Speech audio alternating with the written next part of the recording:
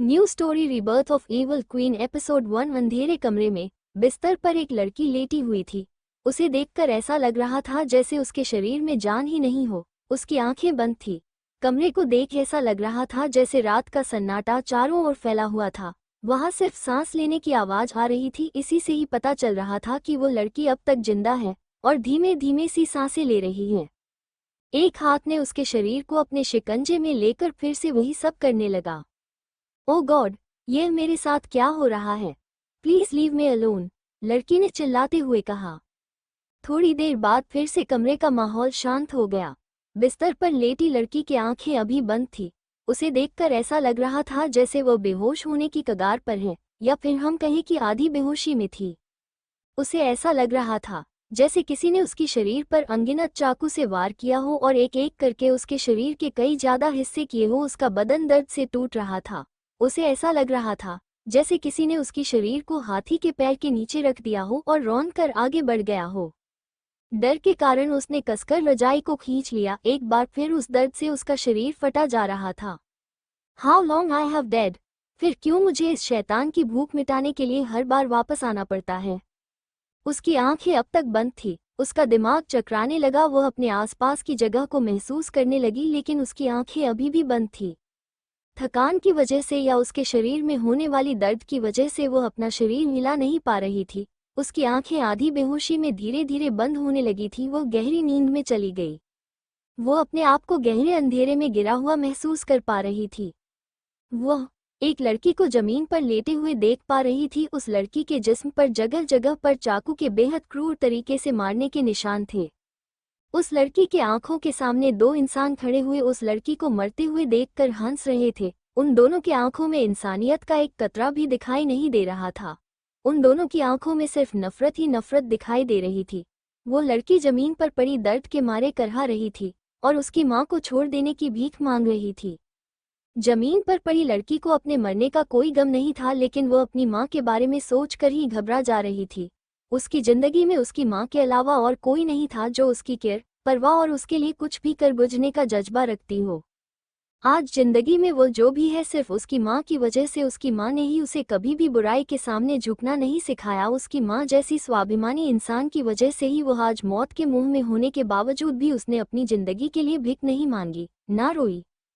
उसके सामने खड़े दो इंसान, एक लड़का और एक लड़की, आपस में आंखों से कुछ इशारा करके दोनों ही हाँ में सिर हिला देते हैं। और तभी देखते ही देखते सामने खड़ा लड़का हाथों में चाकू ले फिर से उस जमीन पर लेटी हुई लड़की की तरफ बढ़ता है और उसके सीने में बड़ी ही बेदर्दी से चाकू खौंच देता है। उसकी आंखों में दूर दूर तक उस लड़की के लिए कोई भी जज्बात नहीं दिखाई दे रही थे, बल्कि उसकी आंखों में लड़की के लिए बेहद नफरत भरी हुई थी। जमीन पर पड़ी हुई लड़की आंखों में आंसू ले उस लड़के की तरफ बड़े ही गुस्से से देखते हुए कहती है, अंडस्को कुणाल। उसके जुबां पर कुणाल का नाम सुन उस लड़के के साथ में खड़ी लड़की बड़े ही नफरत और गुस्से से उस लड़की की तरफ देखती है और उसकी तरफ देखकर कहती है, अंडस्को। रस्सी जल गई लेकिन बल नहीं गया और उसकी तरफ जाकर उसके बालों को बेदर्दी से खींचकर उसके सर को अपनी मुंह के पास लेकर कहती है, अगली बार तुम्हारे गंदी मुंह से अगर मेरे कुणाल का नाम सुना तो इससे भी बुरी हालत तुम्हारी करूंगी। याद रखना, यामिनी रहेजा नाम है मेरा। गौर से इस चेहरे और नाम को अपने दिल और दिमाग में बिठा के रखना। यामिनी एक शब्द अपने मुंह से निकालने के लिए उस लड़की को इतनी मेहनत करनी पड़ी, लेकिन फिर भी उसके मुंह से खून की उल्टी हो गई और खांसते हुए उस लड़की की तरफ देखती हुई कहती है, यू नो व्हाट यामिनी, तुम बाहर में जाओ। और रही बात कुणाल की, तो मैं खुद ही उस जैसे घटिया इंसान को तुम जैसे घटिया लड़की को दे रही हूँ। उस जैसे घटिया इंसान को मेरी जैसी लड़की डिजर्व नहीं करती, उसे तो तुम्हारी जैसी ही घटिया लड़की पसंद आती है। लेकिन एक बात याद रखना, जिस तरह से उसने मुझे धोखा दिया है उसी तरह से एक लड़की के लिए वह भी तुम्हें धोखा देगा। ये कर जोर जोर से हंसने लगती है। हा हा हा। उसकी हंसी की आवाज सुन यामिनी गुस्से से उसकी तरफ बढ़ने लगती है और उसके गाल पर हाथ बड़ा एक चांटा मार देती है और कहती है, अंडस्को यू बीच, तुम्हारी औकात ही क्या है मेरे सामने? दो कोड़ी की औकात नहीं और मुझसे इस तरह से बात कर रही हो? मुझे कुणाल कभी भी छोड़कर एनएचआई जाएगा समझी तुम? और पागलों की तरह हंसने लगती है और अपने आप में ही बड़बड़ाने लगती है। इतना कि यामिनी अपने डरावनी नजरों से उसकी ओर देखने लगती है और सामने ही पड़े केरोसिन का ड्रम को अपने हाथों में लेकर उसके ऊपर की कैप निकालने लगती है। और पागलों की तरह हंसकर कहने लगती है, मैं अभी बताती हूँ तुमको कि मैं क्या चीज़ हूँ। कैप को खोलकर उसमें रखा सारा केरोसिन उस लड़की पर छिड़क देती है और गुस्से में माचिस की तीली जलाकर उस लड़की पर फेंक देती है। वो लड़की दर्द से चीखती चिल्लाती रहती है, लेकिन उसके चीखने चिल्लाने का उस लड़की और लड़के पर कोई असर दिखाई नहीं देता।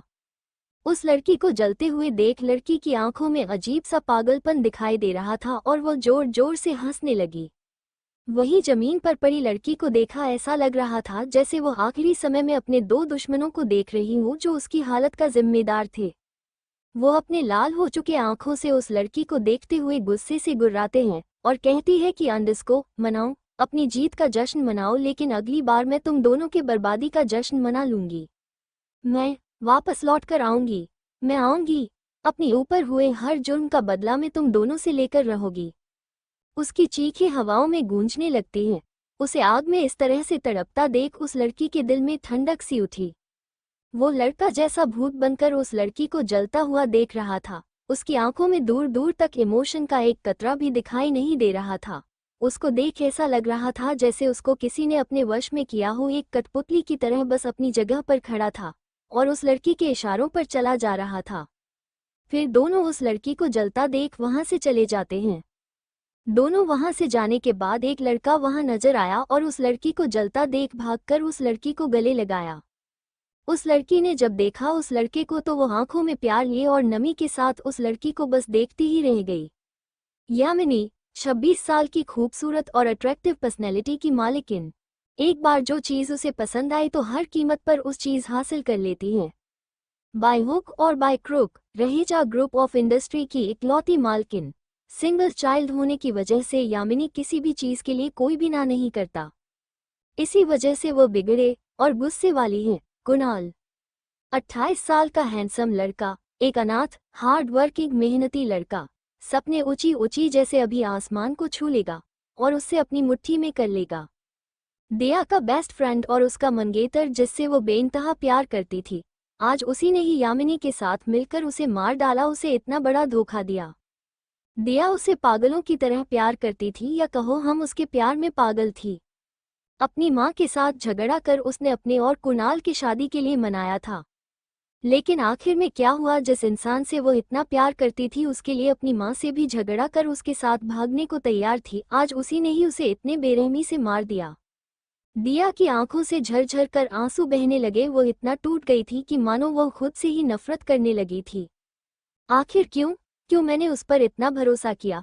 क्यों मैं उसे पहचान नहीं पाई? क्यों क्यों?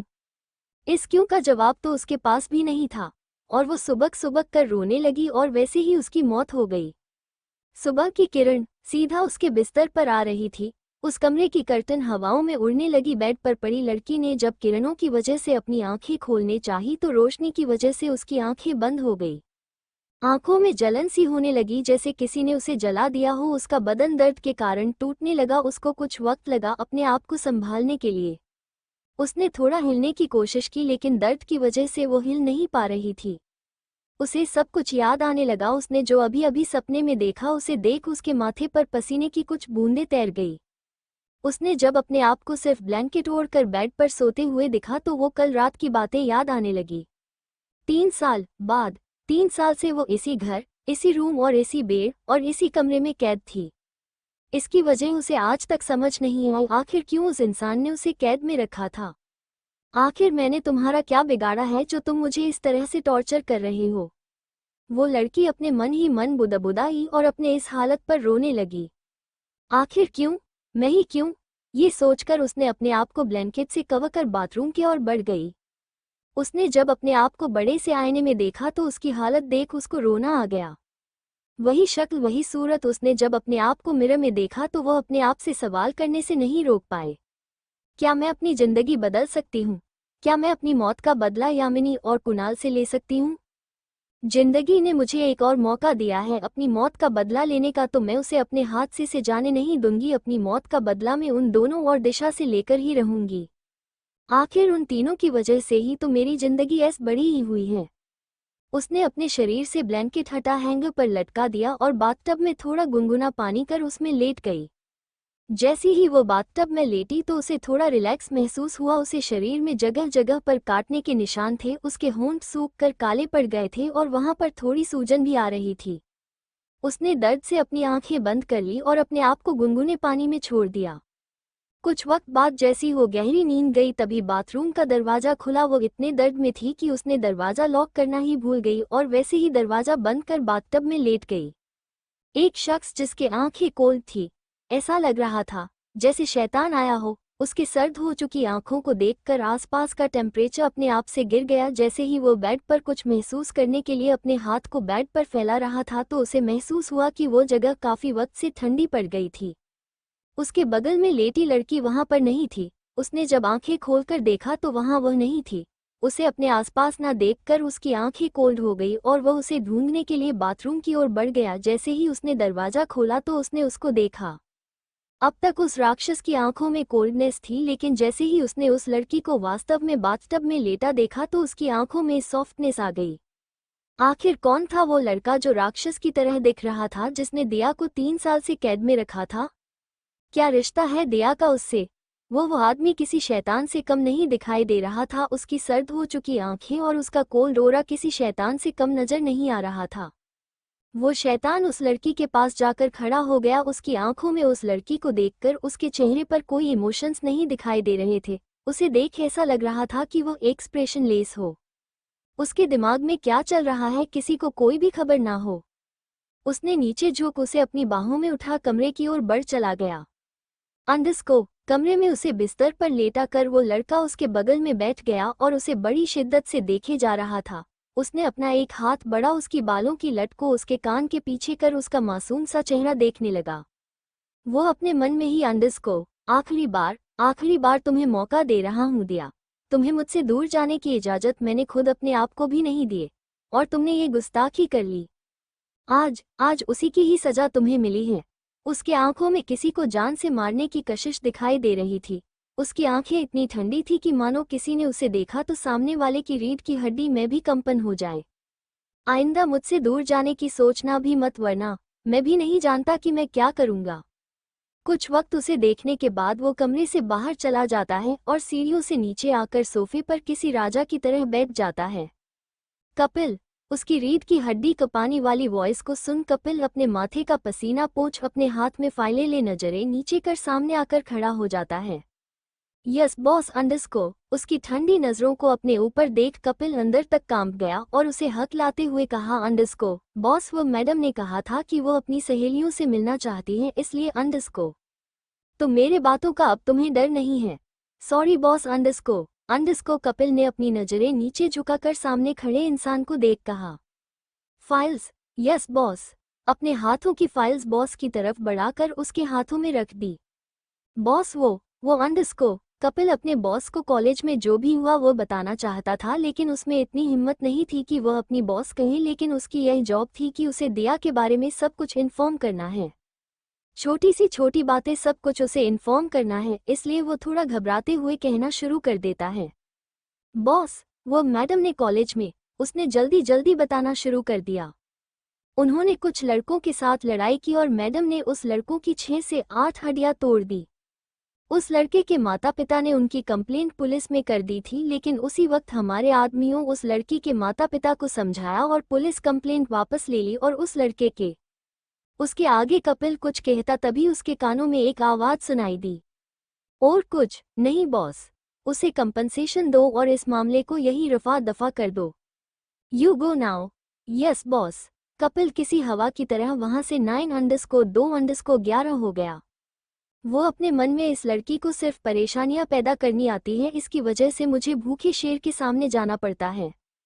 कमरे में जैसे ही वो लड़की होश में आई उस लड़की ने अपने आप को बिस्तर पर लेटा पाया और झट से आंखें खोली।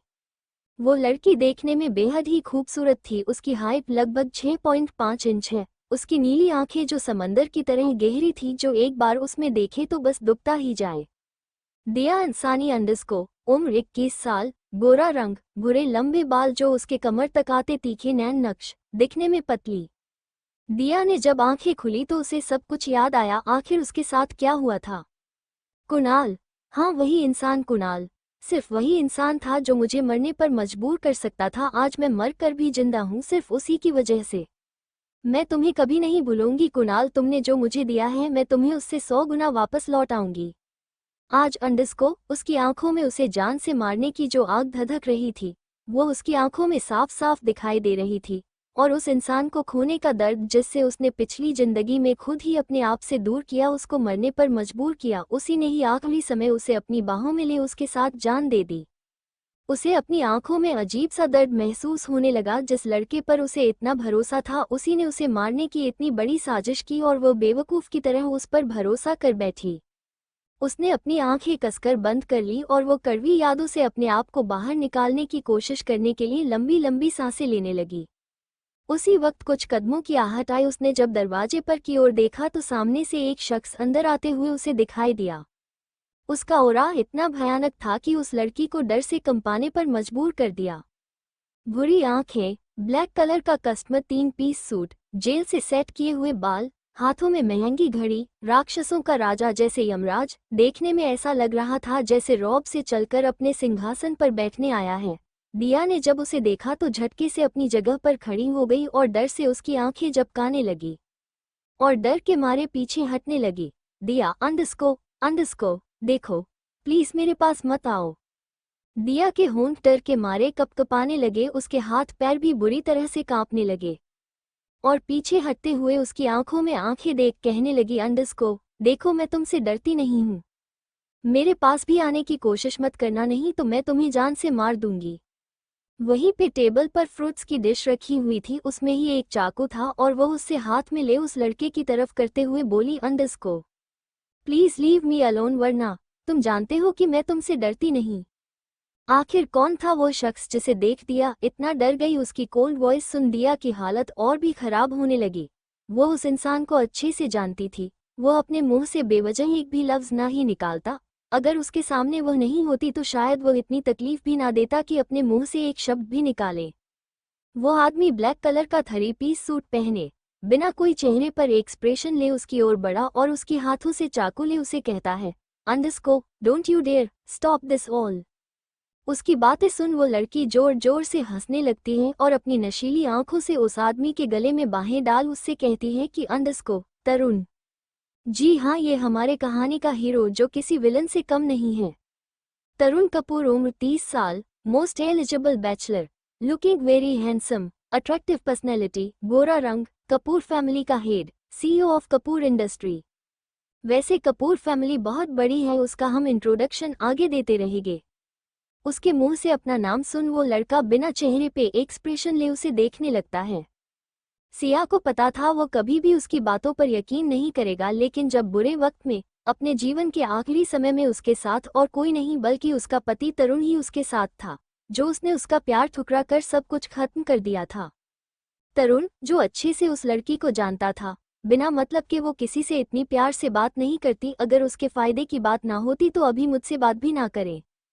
उसने बेरुखी से अपनी गले में से उस लड़की के हाथ को निकाला और झटक कर कहने लगा, स्टॉप दिस अंडस को, और उसकी आंखों में बेरुखी से देखने लगा।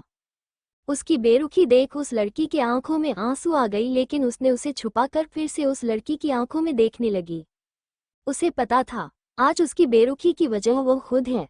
उसने ही उसे इस हद तक तोड़ा कि वो उसे अब नफरत करने लगा है। लेकिन वो हार नहीं मानेगी। उसके अंदर अभी बदला लेने की आग धधक रही थी और उस सामने वाले इंसान की बेरुखी देख उससे अब रहा नहीं गया। उसने झट से उस लड़के को अपनी तरफ खींचा और उसकी टाई पकड़ अपने चेहरे के करीब और करीब लाने लगी। उसकी हरकतें देख वो लड़का अभी भी अपनी जगह एक्सप्रेशन लेस खड़ा हुआ था। उसे पता था कि वो इससे आगे कुछ नहीं करेगी, वो सिर्फ दिखाने के लिए नाटक कर रही थी। उसकी हरकतें देख अब भी उसे ऐसे ही अपने जगह खड़ा देख उस लड़की की आंखों में और ज्यादा चमक आने लगी और उसने अपने पैरों को थोड़ा ऊपर उठाकर उस लड़के के सख्त होठों पर अपने सॉफ्ट होंठ रख दिए और उसे पैशनेटली किस करने लगी। वो किस में इतना खो गई कि वो पूल साइड में आ गई। आज पहली बार उसने आगे बढ़कर उस इंसान को किस किया जिससे वो इतने सालों से नफरत करती थी और उससे डर डर के रहती थी। उसका एक हाथ उसकी गर्दन और दूसरा उसकी बालों पर था और अपने पंजों पर खड़े हो उसे किस करने लगी। उसकी हरकतें देख लड़का स्तब्ध होकर उसी को ही देखने लगा। उसे आज भी वो दिन याद था जिसे वो इस लड़की को अपने इस मेंशन में लाया था, और कैसे उसने पहले ही दिन अपने आप को जान से मारने की कोशिश की और अपने आप को कमरे में बंद कर खुद को कमरे में लॉक कर दिया। उसके वो शब्द अब भी उसे अच्छे से याद थे, तरुण, चाहे तुम कुछ भी करो मैं तुमसे नफरत ही करूंगी। मुझे तुम्हारी शक्ल भी देखना मंजूर नहीं। घिन आती है मुझे तुम्हें देखकर। I hate you, I hate you, I hate you. उसकी यह शब्द उसके सीने में किसी नुकीले तीर की तरह चुभे थे। जब उसने अपना सिर उठाकर उस लड़की को देखा जो उसे किस कर रही थी, तो आज पहली बार उसके दिल में एक भी ठेस सी उठी। वो चाह कर भी उसको खुद से दूर नहीं कर पा रहा था। उसे अपने इतने करीब देख वह भी अपने आप को काबू में न रख पाया और उसे किस करने ही वाला था कि उसे याद आने लगा कि उसने उसके साथ क्या किया था। और उसने उसे छोड़ उसके बालों को पीछे से पकड़ खींचते हुए अपने दांत पीसते हुए कहता है, अंडस्को, दिया, तुम आग से खेल रही हो, याद रखना। दिया, अंडस्को, तो क्या जल जाओगी? तो जलने दो।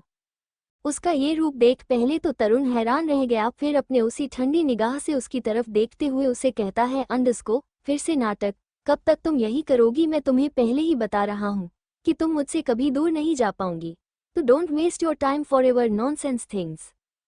इतना कह तरुण उसे धक्का देकर आगे बढ़ने लगा, लेकिन जहां वो दोनों बातें कर रहे थे वो पूल साइड एरिया था, जिस वजह से तरुण के धक्के से दिया पानी में गिर गई। दिया को स्विमिंग करने नहीं आती थी, इसी वजह से जब वो पानी में गिर रही थी तब उसने अपने आप को बचाने के लिए तरुण का हाथ पकड़ना चाहा, लेकिन तब तक तरुण दूर जा चुका था और वो सीधा पानी में गिर गई।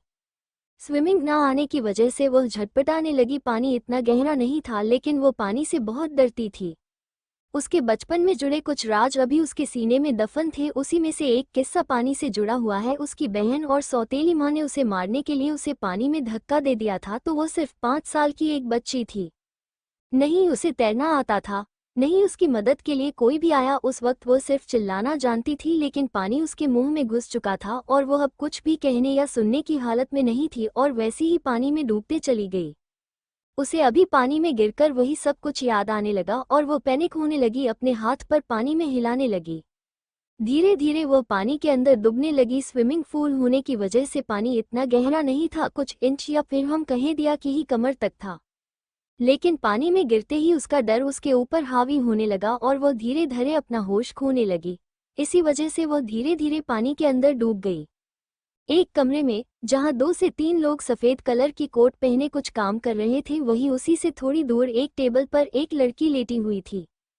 उस लड़की को देखकर ऐसा लग रहा था जैसे वो पहले ही मर चुकी हो, लेकिन अजीब बात ये थी कि उस लड़की के शरीर पर एक भी कपड़े नहीं थे। कपड़े के नाम पर एक भी चीज उसके शरीर पर नहीं थे। उसमें से एक आदमी दूसरे आदमी से कहता है, अंडस्को, सर, आपको क्या लगता है हम जो ये सब कर रहे हैं वो सब सही है? ये हमारे प्रोफेशन के खिलाफ है। तुम्हें क्या लगता है कि मैं नहीं जानता? और हाँ, कुछ कहने से पहले आसपास भी देख लिया करो, दीवारों के भी कान होते यहाँ। और अपने खैर मनाना चाहते हो तो वो जो भी कह रहा है वो चुपचाप करो।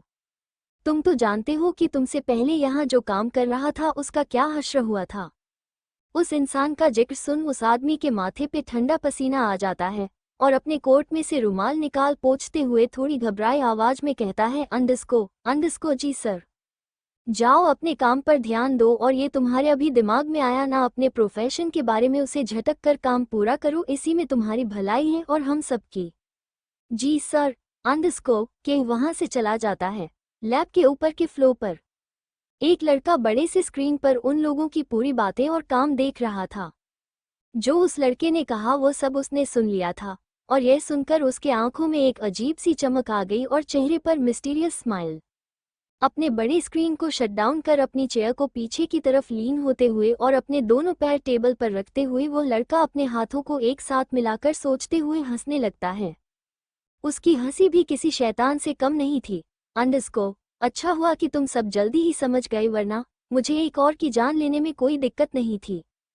तभी उसका फोन बजा, उसमें नैना नाम फ्लैश हो रहा था। अंडस्को, उसने फोन की तरफ एक बार देखा और झुंझुलाकर फोन उठाकर कहा, What happened अंडस्को? उसका ऐसा रवैया देख सामने वाली लड़की कुछ नहीं बोली। फिर लड़का अपनी आंखें बीच कर कहता है, नैना, क्या हुआ है तुम्हें? Why are you calling me again and again? मैंने तुमसे कहा ना मैं काम में बिजी हूँ। अंडस्को, अंडस्को, तुम्हारे ही काम की बात है इसलिए तुम्हें कॉल कर रही हूँ, वरना मुझे कोई शौक नहीं है तुम्हें बार बार कॉल करने का। नैना और कोई नहीं बल्कि उस लड़के की पार्टनर है जो उसकी इस काम में उसकी मदद करती है। प्रोफेसर निशांत को हमारे इस रिसर्च के बारे में पता चल गया है और उनको बताने वाला हमारे ही लैब में से कोई है जो हमसे गद्दारी कर रहा है। उस लड़की की बातें सुन लड़के की आईब्रो आपस में जुड़ गई और बेहद गुस्से से एक एक शब्द पर जोर देकर कहता है, अंडरस्को तुम उस प्रोफेसर को संभालो, मैं उस गद्दार को देखता हूँ जिसने द कुणाल को धोखा देने की कोशिश की है, उसका इस दुनिया में आखिरी दिन होगा। कॉल कट कर अगले ही पल वो बेसमेंट की ओर बढ़ा। दो लोग जो अभी अभी बातें कर रहे थे वह भी अपने बॉस को सामने देख अपनी जगह पर भूत की तरह खड़े हो गए। कुणाल चलकर लैब में बीचों बीच खड़ा हो गया और अपनी गहरी आवाज में सबकी तरफ देखते हुए कहता है, अंडरस्को where are you, I am coming. उसकी बातें सुन सब उसकी तरफ देखने लगते हैं। सबके माथे से पसीना बहने लगता है और हाथ पैर कांपने लगते हैं। उन्होंने पहले भी देखा है किस तरह से उन्होंने उनकी बीच में काम करने वाले एक इंसान को कितनी बेरहमी से मारा। ये सोचकर ही उनकी रीढ़ की हड्डी में कंपन पैदा हो गई। ये सनकी अगले पल क्या करेगा वह किसी को भी नहीं पता। तभी कोने में खड़ा एक वाइट कोट पहने वाला लड़का डर के मारे कपकपाने लगा और उसकी आंखों में एक अजीब सा ही घबराहट दिखाई दे रही थी। वही बाकी सब भी डरे हुए थे लेकिन उनसे भी ज्यादा वो लड़का डर रहा था। 5 मिनट, सिर्फ 5 मिनट है तुम्हारे पास, शराफत से मेरे सामने खड़े हो जाओ वरना मैं तुम्हारा वो हश्र करूंगा कि तुम खुद पछताओगे कि तुमने मुझसे गद्दारी क्यों की। वो काउंटडाउन कर अपने आसपास के सभी साइंटिस्ट की तरफ बढ़ने लगता है और सभी साइंटिस्ट की तरफ अपनी गहरी नजरें डाल उनको गुड़ने लगता है। उसकी नजरों को देख सब डर के मारे कांपने लगती हैं। Kunal, hurry up, don't waste my precious time के काउंट करने लगता है। 1 टिक टिक, 2 टिक टिक, 3 टिक टिक, 4 ऐसे ही करते करते हूँ उस लड़के के पास आ गया जो डर रहा था। कुणाल चलते चलते उस पर आकर रुकता है और झट से उसकी गले को पकड़ दीवार से सटा देता है और अपनी गुस्से जैसी आंखों से कहता है, अंडरस्को मिल गया, जो किसी चूहे की तरह बिल में छुपा हुआ है। तू चूहा है तो मैं बिल्ली हूँ। नहीं सर मैं नहीं, वो अपने कांपते आवाज में कहता है। कुणाल अपने दांत पीसते हुए कहता है, अंडरस्को तुम्हें क्या मैं बेवकूफ लगता हूँ? मैं तुम लोगों को कितनी बार कहता हूँ और तुम लोग मुझे बार बार गुस्सा दिलाने की बार बार कोशिश करते हो लेकिन फिर भी तुम लोग अपनी हरकतों से बाज नहीं आते लगता है। मुझे अच्छी तरह से एक एग्जाम्पल सेट करना होगा। और ऐसा कहते हुए शेखर के हाथों की उंगली पकड़ उसे झट से चाकू से काट देता है। जैसे ही कुणाल ने उसकी उंगली काटी टिप टिप करके उसकी उंगलियों से खून बहना चालू हो गया और उस शांत लैब में एक भयानक चीख गूंजी जो सबकी रूह कपकपाने पर मजबूर करने के लिए काफी थी। वो साइंटिस्ट अपने घुटनों पर बैठ गया और अपने हाथ को दूसरे हाथ में ले देखने लगा। तभी कुणाल ये देख और भी गुस्से में आ गया और उसके बालों को पीछे से पकड़ खींचते हुए कहने लगा, अंडरस्को क्या कमी करता हूँ मैं तुम लोगों के लिए? मैं बस इतना ही चाहता हूँ कि तुम मेरी मदद करो, लेकिन तुमको मेरी मदद करना राश नहीं आता ना, तो अब भूख दो। कुणाल चेयर पर बैठकर सब कुछ देख रहा था जो लैब में हो रहा था। तभी उसके पास नैना का कॉल आता है और उसी से ही उसे पता चलता है कि उसके लैब में कोई है जो लैब की इन्फॉर्मेशन किसी और को दे रहा है। और कॉल कट कर गुस्से से लैब की तरफ बढ़ने लगता है और एक साइंटिस्ट की गर्दन पकड़ उसे खींच लेकर उसकी हाथों की उंगलियों को एक ही झटके में काट देता है। वो खौफनाक मंजर देख सब साइंटिस्ट की चेहरे और पीठ पर ठंडा पसीना बहने लगता है और उनके हाथों और पैर कपकपाने लगते हैं।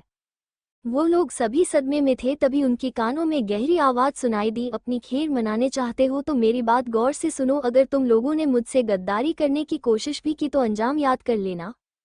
तभी उसने किसी को कुछ आवाज दी और उसकी आवाज सुन वहां 4 से 8 बॉडीगार्ड्स वहां पर चले आए। अंडरस्को उनकी हाथों में 6 जंगली कुत्ते थे जो काले कलर के थे और उनकी आंखें ब्राउन कलर में चमक रही थी। उसमें से एक कुत्ता आगे बढ़ अपनी जीभ को अपने दांतों पर फेरा रहा था और जोर जोर से भौंक रहा था।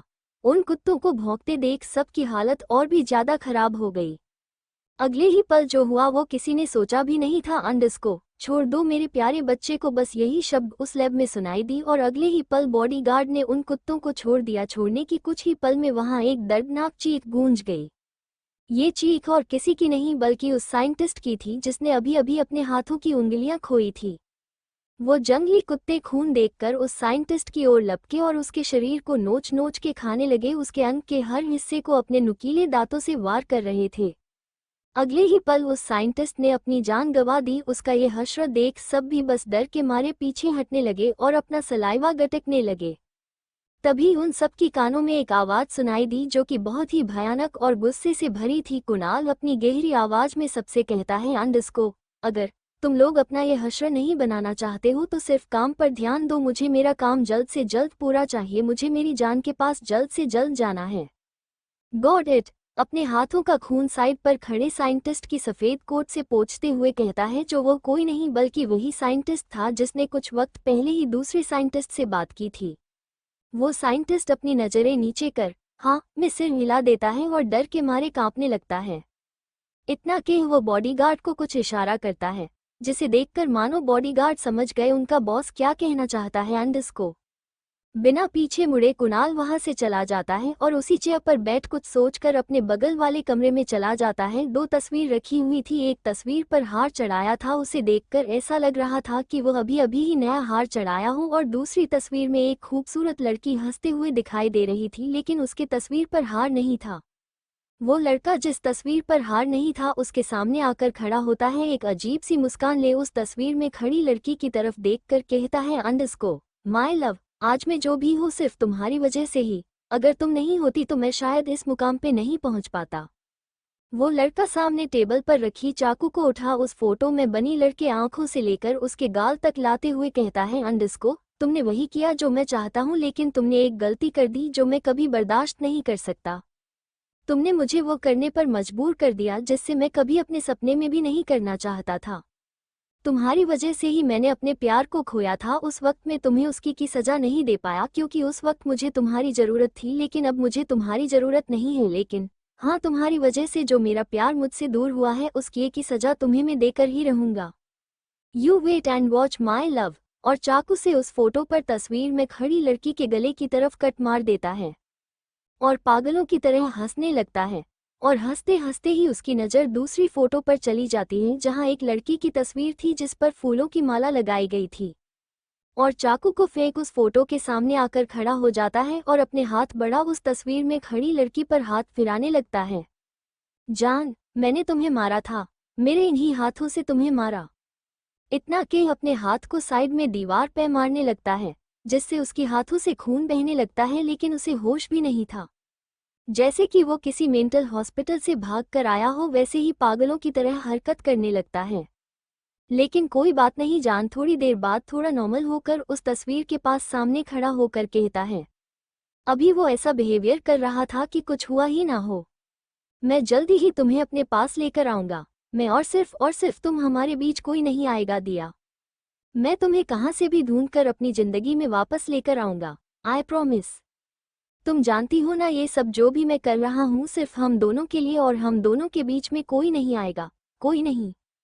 ये शब्द उसने इतनी जुनून के साथ कहा था, अगर सामने वो लड़की खड़ी होती तो उसे ऐसा कहता देख वो डर के मारे कांपने लगती। किसकी थी वो तस्वीर जिससे कुणाल इतने प्यार से बात कर रहा था? कुणाल दिया को पाने के लिए हर हद, हर तहजीब, हर जुनून को पार कर उसे पाने में लगा है। उसका पागलपन, उसका जुनून साफ साफ उसकी नज़रों में दिखाई दे रहा था।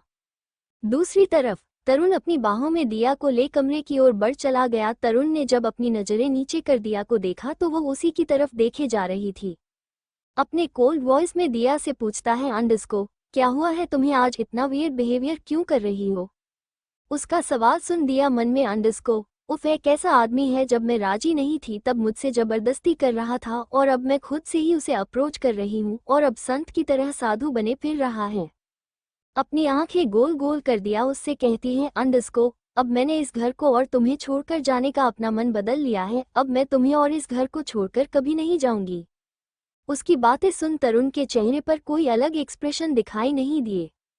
उसके चेहरे पर कोई एक्सप्रेशन ना देख दिया उसे पूछती है कि क्या तुम मेरे इस फैसले से खुश नहीं हो? तुम्हें ऐसा क्यों लग रहा है? अंडरस्को, अंडरस्को, तरुण उसकी तरफ देखते हुए उसे पूछता है। अपनी नजरें उसकी तरफ करते हुए दिया अपनी आवाज में मिठास ले उससे कहती है, तुम्हारे चेहरे पर वो बेशकीमती स्माइल दिखाई नहीं दे रही थी, बस इसी वजह से पूछ लिया तुमसे। क्या तुम मेरे चेहरे पर स्माइल देखना चाहती हो या फिर कुछ और भी तुम चाहती हो? अंडरस्को, उसकी बातें सुन सिया के गाल शर्म से लाल हो जाते हैं। उसकी बातें सुन दिया अपने निचले होठों पर दांत गड़ाते हुए बस उसे ही घुरे जा रही थी। अगर तुम्हें चाहिए तो मैं वो तुम्हें दे सकता हूँ। उसकी ऐसी फ्लिटी टोन सुन दिया एक पल तो सांस लेना ही भूल गई। उसे ऐसा करता देख तरुण की ठंडी आंखों में चमक आ गई। तरुण बस उसके होठों की ओर ही देख रहा था। आज पहली बार उसने बिना झगड़े इतने अच्छे से बात की थी। तरुण के चेहरे पर एक हल्की सी मुस्कान तैर गई। उसे पता था कि शायद वह झूठ बोल रही हूँ, लेकिन तब भी उसकी खुशी का ठिकाना नहीं रहा। चलते चलते वो दोनों ही तरुण के रूम में पहुंच गए। तरुण की पर्सनैलिटी ही ऐसी थी कि किसी को भी एक नज़र में अपना बना सके। लड़कियां उसकी करीब आने को, उसकी एक झलक देखने को तरस जाती हैं। लड़कियां एक भी मौका नहीं छोड़ती उसके करीब जाने का। और ये लड़की पिछले 3 साल से यहाँ है, लेकिन उसने एक नज़र उठाकर भी आज तक उसकी तरफ देखा नहीं। उससे बात तो बिल्कुल मुश्किल से ही होती है और वह सिर्फ यहाँ से भागने के नए नए तरीके ढूंढ लेती हैं। आज उसकी जुबान में इतनी मिठास देख और इतने अच्छे से बात करता देख वह भी अंदर से खुश था कि चलो पहली बार ही सही उसने उसे अच्छे से बात तो की।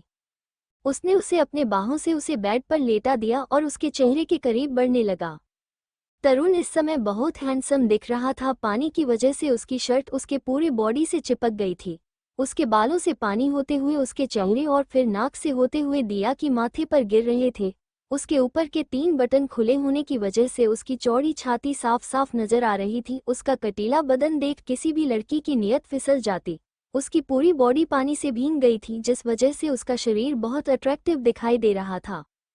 दिया भी पानी में गिरने की वजह से भीगी हुई थी। उसकी भी कपड़े उसकी जिस्म से चिपके हुए थे और पानी में भीगने की वजह से उसकी ड्रेस रिवीलिंग हो गई थी, जिस वजह से उसके इनरवेयर साफ साफ दिखाई दे रहे थे। उसकी बालों से पानी टिप टिप करता नीचे फर्श पर गिर रहा था। उसके बॉडी पर पानी की बूंदें किसी मोती की तरह चमक रहे थे। तरुण उसे देख अपने आप पर से कंट्रोल खोने लगा और नीचे झुक दिया के होठों पर अपने होंठ रख दिए और उसे पैशनेटली किस करने लगा।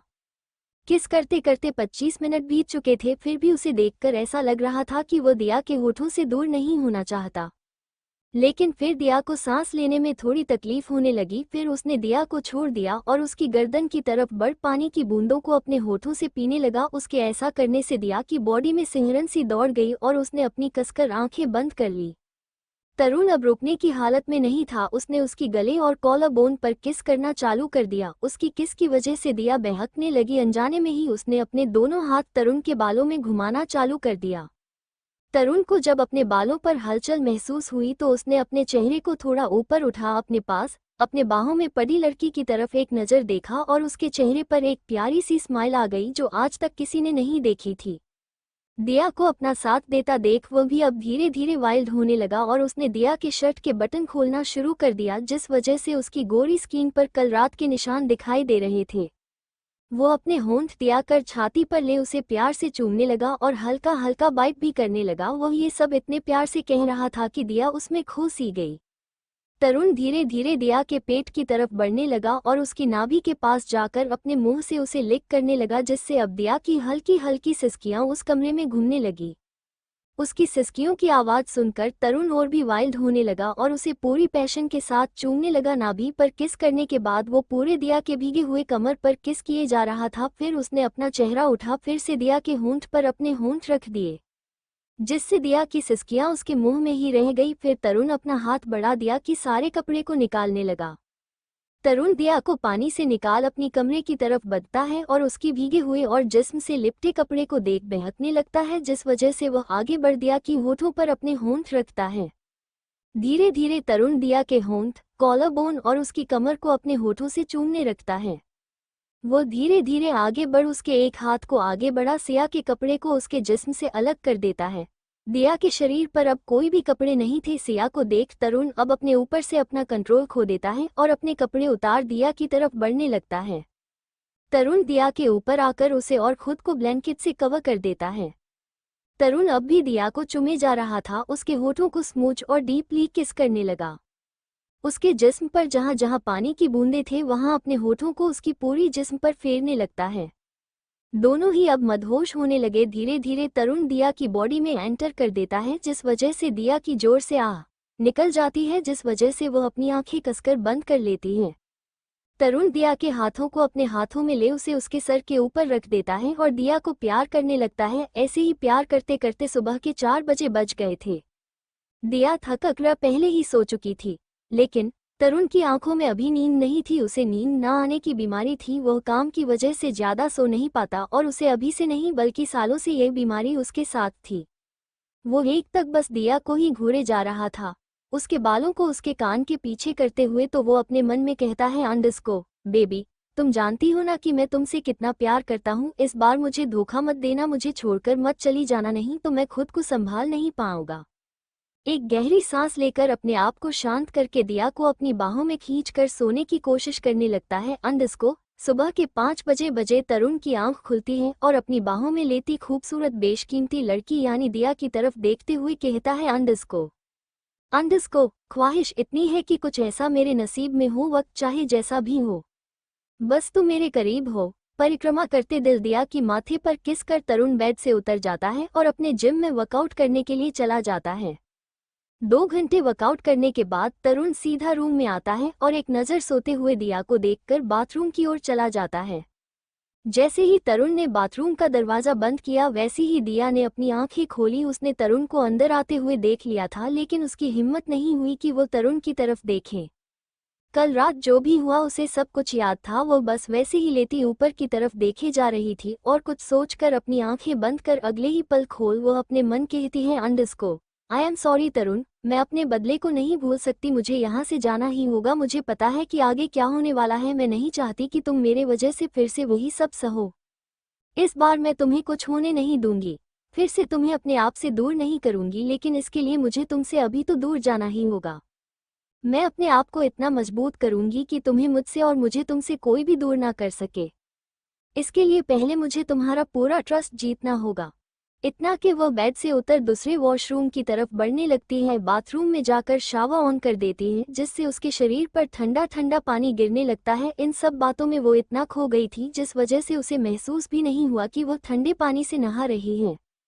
शावर बंद कर जैसे ही वो बाहर आए वैसे उसकी नज़र कमरे के मेंसी बेड पर गई तो रात का सब कुछ याद आने लगा। किस तरह से वो खुद आगे बढ़ तरुण को किस कर रही थी और किस तरह से वो रात में एक हो गए थे।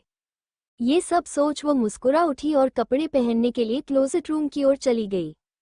जैसे ही उसने क्लोजेट को खोला अनगिनत ब्रांड्स के कपड़े वहां पर मौजूद थे। वेस्टर्न से लेकर इंडियन वेयर सब कुछ वहां पर मौजूद थे। उसे याद आया जब पहले उसने इन कपड़ों को अपनी क्लोजेट रूम में देखा तो उसने किस तरह से इन कपड़ों को बड़ी ही बेदर्दी से कैंची से काट कर फेंक दिया था। ये सोचकर ही उसे अपने आप पर शर्म आने लगी। उस इंसान ने वो सब कुछ किया जिससे मुझे किसी चीज़ की कमी ना हो, और दूसरा कुणाल जिसने दूसरी औरत के लिए मुझे मार दिया। ये सोचकर ही वो अपने आप की नज़रों में ही गिर गई, लेकिन फिर कुछ सोचकर वापस नॉर्मल हो क्लोजेट से वाइट टॉप और मरून स्कर्ट निकाल पहनने लगी। उस कपड़ों में वो बला की खूबसूरत दिख रही थी। आंखें जो किसी का भी पत्थर दिल पिघला दे, उसके चेरी जैसे गाल जो सिर्फ देखकर ही उसे खाने का मन करे, उसके लिप्स खिलते गुलाब की पंखुड़ियों जैसे कोई भी देखे उसको पीना चाहे, ऐसी खूबसूरत मलिका दिया अपने आप को आईने में देख खुश होने लगी। और तभी उसके दरवाजे पर किसी ने दस्तक दी। उसने अंदर आवो के अंडरस्को अपने काम में लग गई। तभी एक नौकर अपने नजरें नीचे झुकाए दिया के सामने आकर खड़ा हो गया और बड़ी ही रिस्पेक्ट से उसे कहने लगा, अंडरस्को यंग मिस, आपको सर नीचे ब्रेकफास्ट करने के लिए बुला रहे हैं। ठीक है अंडरस्को उस नौकर की तरफ देखकर दिया अंत ही जवाब देती है और रूम से बाहर निकल जाती है। नीचे डाइनिंग एरिया में नौकर एक साइड खड़े थे। वही डाइनिंग टेबल पर तरुण किसी राजा की तरह फैमिली हेड की चेयर पर बैठी हुई न्यूज़पेपर पढ़ रहा था। सीढ़ियों से नीचे उतर दिया सीधा चल तरुण की बगल में जाकर बैठ गई। उसे आता देख तरुण ने न्यूज़पेपर फोल्ड कर साइड में रखते हुए सभी शेफ से खाना लगाने को कह दिया। खाने को देख दिया कि मुंह में पानी आ गया। वो खाने को बड़ी ही ललचाए नजरों से देखे जा रही थी। तरुण ने जब उसकी नजरों को देखा तो बस एक पल के लिए बस देखता ही रह गया। तरुण ने जब उसको अपने इतने पास दिखा दो उसका कोल रोरा कहीं गायब हो गया और दिया की तरफ देखते हुए कहने लगा, अंडरस्को अपना खाना खाओ, उसे बस घूरो मत, कहीं भाग कर नहीं जाने वाला। उसकी बातें सुन दिया चुपचाप अपना नाश्ता करने लगी। वो अपने मनपसंद नाश्ते का एक बाइट लेकर वो मुंह में डाल रही थी, तभी उसे पीछे से किसी के चिल्लाने की आवाज़ सुनाई दी, अंडरस्को। उसकी वजह से खाने का बाइट उसके मुंह में अटक गया, जिसकी वजह से उसे जोर जोर से खांसी आ लगी। आखिर किसके चिल्लाने की आवाज थी? अंडस्को, तरुण और दिया साथ में बैठकर ब्रेकफास्ट कर रहे थे, तभी पीछे से एक कर्कश आवाज उनकी कानों में सुनाई दी, जिसकी वजह से दिया ने जो बाइट मुंह में रखा था वह उसके मुंह में अटक गया और वो जोर जोर से खांसने लगी। तभी एक हाथ उसके पीठ और दूसरा हाथ उसके लिए ग्लास में पानी लेकर उसके मुंह के पास आया। जब उसने अपनी आंसू भरी नजरों से ऊपर देखा तो उसकी नज़र कोल्ड आंखों से टकरा गई, जिसमें अभी भी कोई इमोशंस नहीं। वो एकटक बस उसी की ओर देखे जा रहा था और अपने गुस्से भरी आंखों से एंट्रेंस की ओर बस एकटक देखे जा रहा था। पीठ पर थपथपाने की वजह से और कुछ पानी पीने से उसके मुंह में अटका हुआ खाने का बाइट नीचे चला गया, जिस वजह से दिया अभी अब शांत होने लगी, लेकिन उसकी आंखों में अभी आंसू थे। उसने भी अब पीछे मुड़ उस इंसान को देखना चाहा जिसकी वजह से ये सब हुआ। जब उसने पीछे मुड़कर देखा तो बस देखती ही रह गई। एक अधेड़ उम्र का आदमी जो घर के अंदर चला आ रहा था और जोर जोर से चीखते चिल्ला रहा था, वो कोई नहीं बल्कि तरुण का चाचा था। सब लोग डाइनिंग टेबल से उठ हॉल में आ गए। तरुण को आता देख विश्वनाथ कपूर शांत हो चुका था और गुस्से और नफरत भरी नजरों से उसी की ओर देखे जा रहा था। तरुण जब हॉल में आया तो बड़े ही रौब से सोफे पर जाकर बैठ गया। तरुण को सोफे पर बैठ विश्वनाथ उसे देखकर कहते हैं, तुम्हारी हिम्मत कैसे हुई मेरे बेटे को मारने की? आखिर उसने ऐसा किया ही क्या है जिसकी वजह से तुमने उसे मार दिया? तरुण अपने चाचा की बात बड़े ही ठंडे तरीके से सुनता है और उनकी आंखों में देखकर बोला, चाचा जी, यह आप भी जानते हैं कि आपके बेटे ने क्या किया है? मैंने तो बस उसके किए की सजा दी है। विश्वनाथ गुस्से में बोला, तुम होते कौन हो सजा देने वाले? भूलो मत, इस खानदान के बड़े अभी भी जिंदा हैं। शायद आपकी याददाश्त थोड़ी कमजोर है या फिर आपकी उम्र होने की वजह से आपको कुछ याद नहीं रहता। अंडस्को तरुण के ये शब्द सुन विश्वनाथ घूरकर उसे बस देखे जा रहे थे। विश्वनाथ अपनी मुठियां भींचते हुए बोले, तरुण, तुम क्या अब बड़ों की इज्जत करना भी भूल गए हो? तुम ये भी भूल गए कि मैं तुम्हारा बड़ा चाचा हूँ? उनके बातों में एक अजीब सा रौब दिख रहा था। अंडस्को उनकी उम्र लगभग 60 साल थी, लेकिन इस उम्र में भी वो अभी 50 साल के दिख रहे थे। विश्वनाथ कपूर अंडस्को तरुण के दूसरे नंबर के चाचा, जो सिर्फ इस घर में अपना ओहदा ऊपर और इस घर की पावर पाना चाहते हैं, इसके लिए वो कुछ भी या फिर कहीं किस भी हद तक नीचे गिर सकते हैं। तरुण जब से फैमिली का हेड बना है तब से ही विश्वनाथ कपूर उसे नीचा दिखाने का एक भी मौका नहीं छोड़ते। उसे किस तरह उसकी पोस्ट से हटाए, इसी विचार में दिन रात जूझे हैं। लेकिन उनका ख्वाब सिर्फ ख्वाब ही बनकर रहा। उन्होंने कितने चाले चले लेकिन एक भी सफल नहीं हुआ। वो बार बार अपनी चालों पर हमेशा खुद ही मुंह की खाते रहे, लेकिन एक बार भी तरुण को अपनी जगह से हिला नहीं पाए। इस बार भी कुछ ऐसा ही हुआ। अंडस्को उनके बेटे राज ने कंपनी में कुछ घोटाला किया और इसका सारा इल्जाम उन्होंने तरुण के सर मढ़ा था, लेकिन ऐन वक्त पर तरुण ने ऐसे सबूत दे दिए जिसकी वजह से उसका बेटा इसमें फंस गया और वह इन सब से अनजान दुबई में थे और वो कुछ करते काफी देर हो चुकी थी। तब तक उसके बेटे को ही सबने गुनहगार समझ तरुण को सजा देने के लिए कह दिया। उसके बेटे राज को तरुण ने मार दिया। ये सब इतनी जल्दबाजी में हुआ, उसे कुछ करने का मौका ही नहीं मिला। ये सब वो सोच ही रहे थे, तभी उनकी कानों पर एक आवाज गूंजी, अभी तो आपको मेरा शुक्रिया अदा करना चाहिए। मैंने सिर्फ आपके एक ही बेटे को मारा है, अगली बार मैं कोई दूसरा मौका नहीं देने वाला। विश्वनाथ को तरुण की ठंडी आवाज और किसी को मारने की चाहत उसकी आंखों में साफ साफ दिख रही थी। विश्वनाथ ने हकलाते हुए कहना चालू कर दिया, अंडस्को, ऐसी बात नहीं है। तरुण बेटा, अगर तुम्हारे भाई से कोई गलती हुई भी तो तुम उसे माफ कर सकते थे, लेकिन तुमने क्या किया? उसे मार दिया। तुमने एक बार भी अपने चाचा के बारे में नहीं सोचा। अपने चाचा को गिरगिट जैसे रंग बदलता देख तरुण का चेहरा और भी ठंडा हो गया और उसी नजरों से चाचा की ओर देखते हुए कहा, मैं गलती से होने वाली गलती को भी मैं माफ नहीं करता। ये तो उसने जानबूझकर किया, तो मैं उसे कैसे छोड़ देता चाचा जी? और वैसे भी आप भूल गए कि फैमिली का हेड में हूँ और मुझसे ऊंची आवाज में बात करने का नतीजा आप अच्छी तरह जानते हो, तो आगे से इस बात का ध्यान रखें, वरना। उसकी बातों में छुपी धमकी को विश्वनाथ भले कैसे ना समझते, वैसे ही उन्होंने पिछले कुछ सालों में अपने बाल धूप में तो सफेद नहीं किए थे। अच्छी तरह तरुण की बातों में छुपी धमकी को अच्छी तरह समझ चुके थे, इसलिए वो आगे कुछ भी कहने से कतरा रहे थे। ठीक है तरुण बेटा, अगर तुमने कुछ किया है तो कुछ सोच समझकर ही किया होगा, मुझे तुम पर भरोसा है। विश्वनाथ अपने दिल ही दिल में तरुण को कोसते हुए और अपनी जुबां पर मीठी शक्कर लिए तरुण से बोल रहे थे। तरुण अपने चाचा को कैसे ना भला समझता, वो अच्छी तरह चाचा और उनके बेटों के इरादे अच्छी तरह जानता था। वो छोटे थे तभी से ही उन्होंने तरुण को परेशान करना शुरू कर दिया था, लेकिन तरुण सबसे तेज और शार्प माइंडेड लड़का 5 साल की उम्र में ही अपने आसपास के लोगों को अच्छी तरह से समझना सीख गया था और 11 साल की उम्र में ही उसने अपनी खुद की स्टारलाइट कंपनी शुरू कर दी। फैमिली का बिजनेस भी था उसे और अपनी खुद की कंपनी स्टारलाइट को भी उसने आसमान की बुलंदियों पर पहुंचाया था। तरुण के बातों से चाचा जी असहज महसूस हुए, फिर वहां से चले गए। विश्वनाथ के जाने के बाद तरुण ने कपिल को कॉल किया और अपनी उसी गंभीर और कोल्ड वॉइस में उसे कुछ इंस्ट्रक्शन दी और कॉल कट कर दिया। तरुण ने जब आसपास देखा तो वह उसे दिया दिखाई नहीं दी। जब उसने अपनी नजरें चारों तरफ घुमाई तो उसे दिया कहीं भी दिखाई नहीं दिखी। उधर लैब में कुछ साइंटिस्ट उस लड़की के शरीर पर कुछ प्रयोग कर रहे थे। सभी लोग आपस में बिजी थे और अपने अपने रिजल्ट के लिए कुछ देख और समझने की कोशिश कर रहे थे। सबने जब अपने अपने रिजल्ट चेक किए तो 90% मैच हुए और 10% मिस मैच, लेकिन सभी के 90% मैच हुए थे। सभी के सेम ही रिजल्ट आए थे, इसलिए वो रिजल्ट से कुछ ज्यादा ही खुश थे। उसी में से एक राकेश, जो सबका हेड था, उसने जेब से फोन निकाला और कुणाल को जल्द से जल्द मैसेज किया। कुणाल अपनी कंपनी में पहुंचा तब उसने देखा उसके डेस्क पर 2 से 3 फाइल पड़ी हुई थी। जब से उसने अपने लैब में काम करना शुरू किया था तब से उसने कंपनी के काम उसके असिस्टेंट पर छोड़ दिए थे। वो फाइल देख ही रहा था तभी उसका फोन बजा। उसकी फोन में एक नोटिफिकेशन आ रही थी। उसने जब अपना फोन देखा तो मैसेज उसके लैब में काम करने वाले राकेश के थी। उसने जब मैसेज ओपन करके देखा तो उसकी आंखों में एक अजीब सी चमक आ गई। उसने सब कुछ छोड़ कंपनी से बाहर की ओर जाने लगा। वह जाने के लिए खड़ा ही हुआ था तभी उसके केबिन में बिना नॉक किए एक लड़की हाई हील पहने चलकर उसी की तरफ आ रही थी। हुस्न की मलिका, हर लड़कों के ख्वाबों की मलिका, यानी कि हमारी यामिनी, ऊपर से लेकर नीचे तक अपने पैसों का रोब दिखाते हुए कुणाल के कैबिनेट की ओर बढ़ी चली आ रही थी। उसे देखकर कुणाल के चेहरे पर कुछ वक्त पहले जो चमक दिखाई दे रही थी वो बिल्कुल गायब हो गई थी और उसका चेहरा सख्त और एक्सप्रेशन लेस हो गया।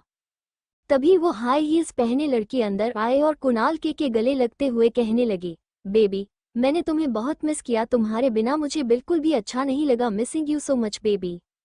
इतना कह वो कुणाल को टाइट हग करने लगी। उसके ऐसे चिपकने से कुणाल को इरिटेशन होने लगी और दूर होकर उसके गले से हाथ निकालते हुए बड़ी ही रूखे तरीके से जवाब दिया, Yamini please live me alone, मुझे अभी किसी काम के लिए बाहर जाना होगा, सो बी कंफर्टेबल, टेक रेस्ट, मैं जल्द से आने की कोशिश करूंगा। यामिनी ने मुंह बनाकर कहा, क्या हुआ बेबी, तुम मुझसे नाराज हो क्या?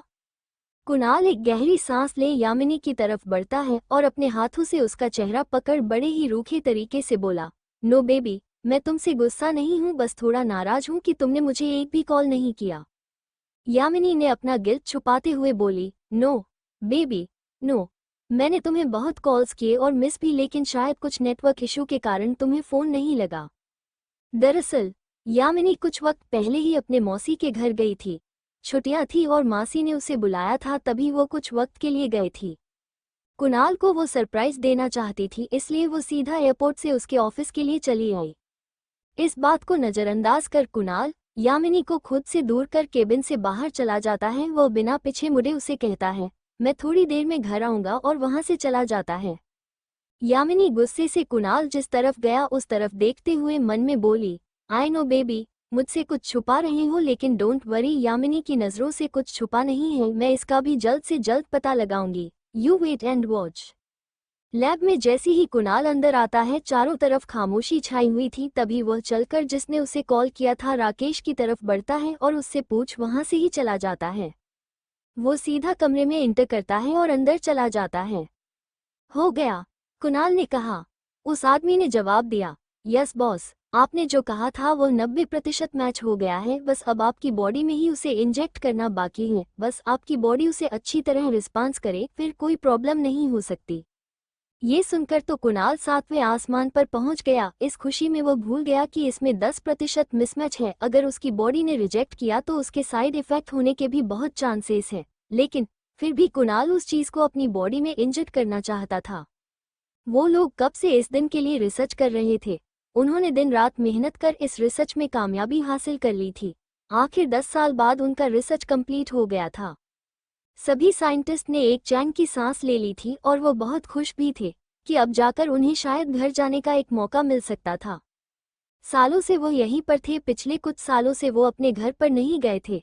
ना ही उन्हें घर से किसी भी फैमिली मेंबर को कांटेक्ट करने की इजाज़त थी, ना ही अपने किसी भी रिलेटिव को अपनी लोकेशन या फिर अपने काम के बारे में बताने की इजाज़त। वो किसी कैदी की तरह इस जगह पर कैद थे।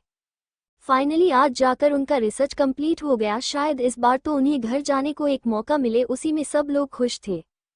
ऐसे ही कुछ घंटे और बीत गए और फाइनल वो चीफ कुणाल की बॉडी में इंटर करने का वक्त आ गया। उसके बॉडी में चीफ इंटर करने के लिए दुनिया के बड़े बड़े डॉक्टर्स वहां पर मौजूद थे। एक ऐसा रूम जो सभी फैसिलिटी से लैस था और मेडिकल के सारे इक्विपमेंट वहां पर मौजूद थे। वैसे ही डॉक्टर अपने सर्जरी मास्क, कपड़े, हैंड ग्लव्स हाथों में पहने वहां पर खड़े हुए थे और आगे उनके कुणाल को लेटाया गया था। एक डॉक्टर ने उसको एनेस्थीसिया का इंजेक्शन भी दिया था। सब लोग अंदर से थोड़ा डरे हुए थे कि यह चीफ उसकी बॉडी को रिजेक्ट ना कर दे और इन सब की सालों की मेहनत बर्बाद ना हो, लेकिन फिर एक चांस ले और 90% मैच। इस इरादे से उन्होंने कुणाल की बॉडी में को चीफ एंटर कर दी। कुणाल की बॉडी में वो चीफ एंट्री करते ही कुणाल की धड़कनें तेजी से बढ़ने लगी। ऐसा लग रहा था उसका दिल धड़क धड़क कर वहीं पे फट जाएगा। चारों तरफ बहुत टेंस सिचुएशन थी, किसी को कुछ समझ नहीं आ रहा था कि वो आगे क्या करें। बस अपनी आंखों से सभी की ओर इशारा करते हुए सारे डॉक्टर एक दूसरे को देखने लगे। इसी बीच में ही कुणाल की हालत को बिगड़ता देख सबके माथे पर बल पड़ने लगे। उन्हें आगे क्या करना है वो कुछ समझ में नहीं आ रहा था। उन्हें किसी भी हालत में कुणाल को बचाना ही था। उनके आगे कुआं था तो पीछे खाए। आखिर कैसे बचाएंगे डॉक्टर कुणाल को? आखिर कुणाल की क्या इंटेंशन थी इस चीज के बारे में टू बी कंटिन्यूड।